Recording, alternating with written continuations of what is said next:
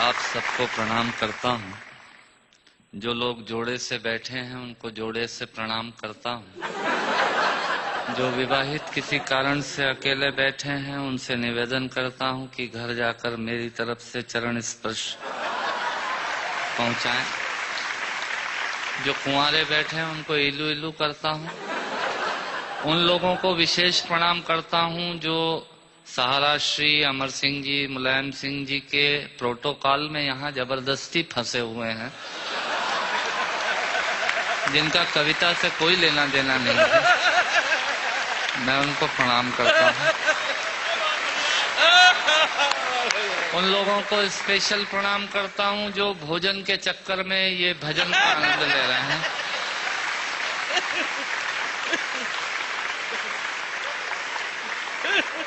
हंसना सिर्फ आदमी के नसीब में है। आपने कभी किसी गधे को हंसते हुए नहीं देखा होगा।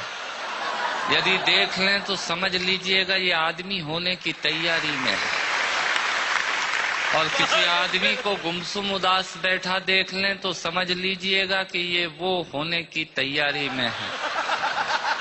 आनंद से बैठिएगा। मैं आपको ज्ञान की एक भी पंक्ति नहीं सुनाऊंगा। भगवान महाकाल की कसम खाकर कहता हूँ, इस देश में अमिताभ जी आजकल ज्ञान की स्थिति बड़ी खराब चल रही है। सवेरे 18 चैनल खोलो तो 19 बाबा प्रवचन देते हुए मिल रहे हैं और उसी समय हम ब्रश करके थूक रहे हैं। भारतीयों का कुछ हिसाब किताब समझ में नहीं आता। भारतीय आदमी अपने तरीके से जिंदगी जीता है। सहारा श्री बैठे हैं, मैं आपको बताना चाहता हूँ भारतीय आदमी होता क्या है। बेसिकली भारतीय आदमी वो होता है जो टूथब्रश के आगे वाले हिस्से के खराब हो जाने के बाद चाकू को गर्म करके उस पोर्शन को काटता है और बचे हुए हिस्से से पजामे में नाड़ा डालने का यंत्र बनाता है। ये होता है भारतीय आदमी। इधर से तालियां कम बज रही हैं, इधर का मामला ठीक है। मुझे याद है भारतीय आदमी हीथ्रो एयरपोर्ट पे, लंदन में हीथ्रो पे एयरपोर्ट पे मशीनें लगी हुई हैं पॉलिश करने की जूतों पे। एक पैर डालो पॉलिश हो जाती है, दूसरा पैर डालो पॉलिश होने के बाद वो पैर पकड़ लेती है, फिर उसमें 50 सेंट्स डालिए तो वो पैर छोड़ती है। भारतीय पहुंचा एक, उसने एक पैर एक मशीन में पॉलिश हो गई, दूसरा पैर दूसरी मशीन में फंसा दिया। मुलायम सिंह जी, मरण तो उस आदमी का हुआ जो अंग्रेज आया। उसने जैसे ही पहला पैर फंसाया मशीन ने पैर पकड़ लिया, उसकी काउंटिंग में तो 2 हो गए। भारतीय आदमी ये होता है। मैं आपसे निवेदन करता हूं, आज यहाँ हमारे दिलीप चौबे जी और राकेश पांडे जी मुझे एंटरटेन कर रहे थे, बता रहे थे ये 325 एकड़ में फैला हुआ है सहारा शहर। मैं आपके लिए जानकारी देता हूं, सहारा शहर 325 एकड़ में नहीं फैला हुआ है। सहारा आजकल इन दिनों देश में एक विचार बन गया है जो पूरे देश में यत्र तत्र सर्वत्र नजर आता है। हथौड़े ने चाबी से पूछा, सुन चाबी, लोहा तो तेरे पास कम है, ताकत तेरे पास कम है, पर तू ताले को इतनी सरलता से कैसे खोल लेती है और मुझे खोलने में बहुत ताकत लगती है। तब चाबी ने हथौड़े को जवाब दिया कि सुन हथौड़े, लोहा और ताकत तेरे पास ज्यादा है, पर तू ताले की ऊपरी सतह को छूता है और मैं ताले के अंतर मन तक जाती हूँ और उससे निवेदन करती हूँ और वो खुल जाया करता है। स्वर्गीय हरिवंश राय बच्चन जी ने लोगों के दिलों में उतरने का प्रयास किया, इसलिए वो 100 वर्ष बाद भी आज भी हमारे अंतस में हैं। लोग दिमाग पर छाते हैं, उन्होंने दिल में पहुंचने की कोशिश की। मैं उनकी स्मृति को प्रणाम करता हूं और एक छोटी सी हास्य व्यंग की कविता से अपनी बात समाप्त करता हूं। जब मैं कहूं मजा ही कुछ और है, आप ताली बजा दीजिएगा। ये इनका तकिया कलाम होता है। जिनके आखिरी उंगली के नाखून का भी ऑपरेशन नहीं हुआ, वो आपको बाईपास कराने के लिए हॉस्पिटल का सजेशन देने आ जाएंगे। ये होते हैं रायचंद। सुनिएगा, आनंद लीजिएगा और ऑब्जर्वेशन देखिएगा। दांतों से नाखून काटने का, छोटों को जबरदस्ती डांटने का, पैसे वालों को गाली बकने का, मूंगफली के ठेले से मूंगफली चखने का, कुर्सी पे बैठ के कान में पेन डालने का और रोडवेज की बस की सीट में से स्पंज निकालने का। मजा ही कुछ और है।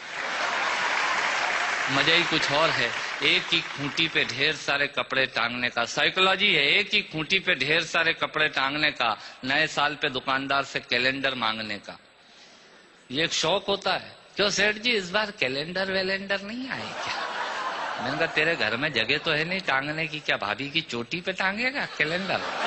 पर आदमी मांगता जरूर है, फोकट की डायरी और कैलेंडर मांगने का। एक ही खूंटी पे ढेर सारे कपड़े टांगने का, नए साल पे दुकानदार से कैलेंडर मांगने का, चलती रेल में चढ़ने का, दूसरों की चिट्ठियां पढ़ने का, मांगे हुए स्कूटर को तेज भगाने का, और खुद को नींद नहीं आने पे पत्नी को जबरदस्ती जगाने का।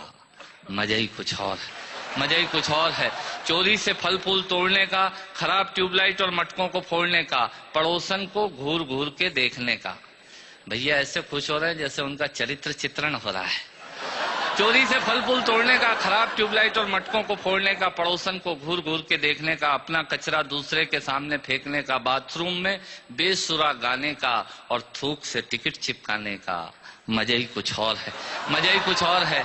ऑफिस में लेट आने का, फाइल को जबरदस्ती दबाने का, चाट वाले से फोकट की चटनी डलवाने का। भैया थोड़ी चटनी देना।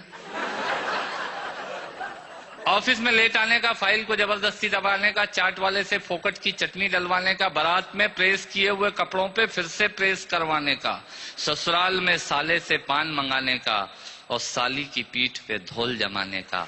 मजा ही कुछ और है, मजा ही कुछ और है। ब्याज के माल से मलाई खाने का, थर्ड क्लास ससुराल को फर्स्ट क्लास बताने का।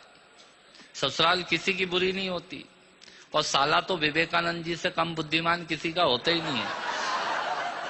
और ब्याज के माल से मलाई खाने का, थर्ड क्लास ससुराल को फर्स्ट क्लास बताने का, पंगत में बैठ के एक ही सब्जी के लिए दो दोने लगाने का, आरती में सबसे ज्यादा फटा हुआ नोट चढ़ाने का, दूसरे के टेलीफोन से चिपकने का, गुटखे और पान इधर उधर पिचकने का, कमजोर से बेमतलब लड़ने का, और पत्नी को रोज रोज परेशान करने का। मजा ही कुछ और है।